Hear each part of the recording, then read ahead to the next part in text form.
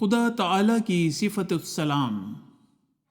انتخاب از خطبہ جمعہ حضرت خلیفۃ المسیح الخامس ایدہ اللہ تعالی بنصرہ العزیز فرمودہ 11 مئی 2007. اللہ تعالیٰ کا ایک نام السلام ہے. قرآن کریم میں مختلف جگہوں پر اللہ تعالیٰ نے اس لفظ سلام کو مختلف پیرایوں میں استعمال فرمایا ہے. اپنی صفت کے حوالے سے بھی بیان فرمایا ہے اور مومنوں کو اس صفت کو اختیار کرنے کی طرف توجہ دلاتے ہوئے بھی فرمایا ہے. اس کے معنی مختلف مفسرین اور اہل لغت نے کیے ہیں. تفسیر الطبری میں علامہ ابو جعفر محمد کہتے ہیں کہ السلام وہ ذات ہے جس کی مخلوق اس کے ظلم سے محفوظ رہے. پھر ابو الحسن الترمذی کے نزدیک السلام اللہ تعالیٰ کے ناموں میں سے ایک نام ہے. اللہ تعالیٰ کو السلام اس لیے کہا جاتا ہے کہ وہ ہر نقص، عیب اور فنا سے سلامت ہے. جبکہ بعض دوسرے علماء کے نزدیک وجہ تسمیہ یہ ہے، یعنی اس نام کی وجہ یہ ہے کہ اللہ تعالیٰ ان آفتوں سے سلامت ہے جو دوسروں کو تغیر اور فنا وغیرہ کی پہنچتی رہتی ہیں. نیز یہ کہ وہ ایسا باقی رہنے والا دائمی وجود ہے کہ تمام مخلوقات فنا ہو جائیں گی مگر اس پر فنا نہیں. وہ ہر ایک چیز پر دائمی قدرت رکھنے والا ہے. پھر تفسیر روح البیان میں لکھا ہے السلام ہر قسم کی آفت اور نقص سے محفوظ ہے.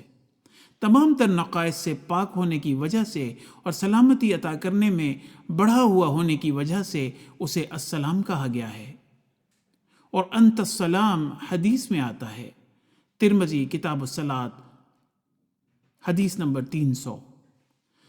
نماز کے بعد جو دعا پڑھتے ہیں اس میں بھی استعمال ہوا ہے. اس کے معنی یہ ہیں کہ تو وہ ذات ہے جو ہر قسم کے عیب سے پاک ہے اور ہر قسم کے نقص اور کمی سے مبرہ ہے. اور حدیث میں جو یہ ہے کہ منک السلام، تو اس سے مراد یہ ہے کہ تو وہ ذات ہے جو ایک بے کس شخص کو ناپسندیدہ اور تکلیف دہ امور سے محفوظ کرتی ہے اور دونوں جہانوں کی تکلیفوں اور مصیبتوں سے چھٹکارا دلاتی ہے.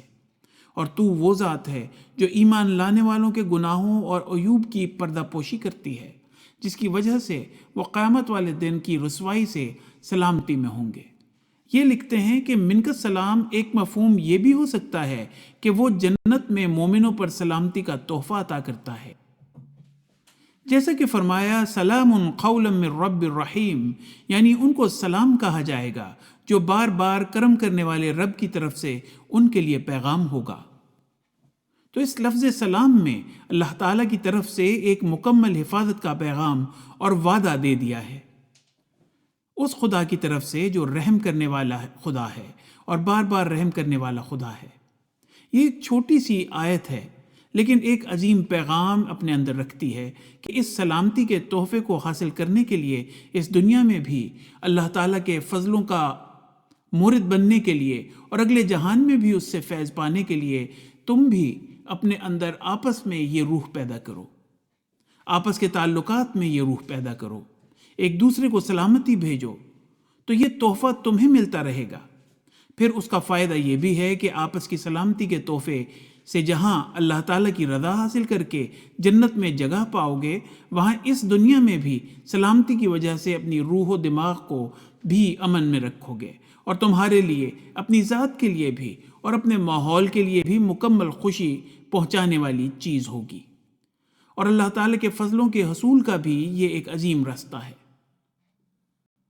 حدیث میں آتا ہے کہ حضرت انس رضی اللہ تعالی عنہ بیان کرتے ہیں کہ رسول اللہ صلی اللہ علیہ وآلہ وسلم نے فرمایا کہ بے شک سلام اللہ تعالیٰ کے ناموں میں سے ایک ہے. اللہ تعالیٰ نے اسے زمین میں رکھا ہے، اس لیے تم آپس میں سلام کو پھیلاؤ. بس یہ سلام کو پھیلانا آپس کی محبت پیدا کرنے کا اور معاشرے میں امن قائم کرنے کا بہترین ذریعہ ہے. اس لیے بے شمار مواقع پر حضرت صلی اللہ علیہ وآلہ وسلم نے آپس کے محبت و پیار کو قائم کرنے کے لیے سلام کو رواج دینے کی طرف توجہ دلائی ہے. بس خدا تعالیٰ کا سلام حاصل کرنے کے لیے ہم اپنے معاشرے میں بھی حقیقی سلامتی پھیلانے والے بنیں گے تو تبھی اس کو حاصل کرنے والے ہو سکیں گے. حضرت عبداللہ بن عمر رضی اللہ تعالی عنہ بیان کرتے ہیں کہ نبی کریم صلی اللہ علیہ وآلہ وسلم سے ایک شخص نے پوچھا کہ کون سا اسلام بہتر ہے، تو آپ نے فرمایا تطعم الطعام وتقرأ السلام على من عرفت ومن لم تعرف۔ پہلی بات تو یہ فرمائی کہ تم کھانا کھاؤ، اور دوسری یہ ہے کہ سلام کہو ہر اس شخص کو جسے تم جانتے ہو یا نہیں جانتے۔ حوالہ صحیح بخاری۔ پھر ایک حدیث میں آتا ہے کہ حضرت ابن زبیر رضی اللہ تعالی عنہ بیان کرتے ہیں کہ رسول اللہ صلی اللہ علیہ وآلہ وسلم نے فرمایا تم سے پہلی قوموں کی بیماریاں تم میں آہستہ آہستہ داخل ہو رہی ہیں، یعنی بغض اور حسد۔ اب یہ ایک ایسی چیز ہے کہ اگر اس زمانے میں بھی غور کریں تو یہ چیزیں بھی دوبارہ داخل ہو رہی ہیں، بلکہ ایک انتہا کو پہنچی ہوئی ہیں۔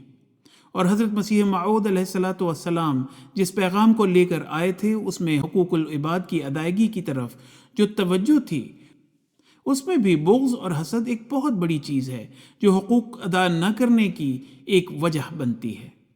تو جماعت کو ہمیشہ اس سے محفوظ رہنا چاہیے۔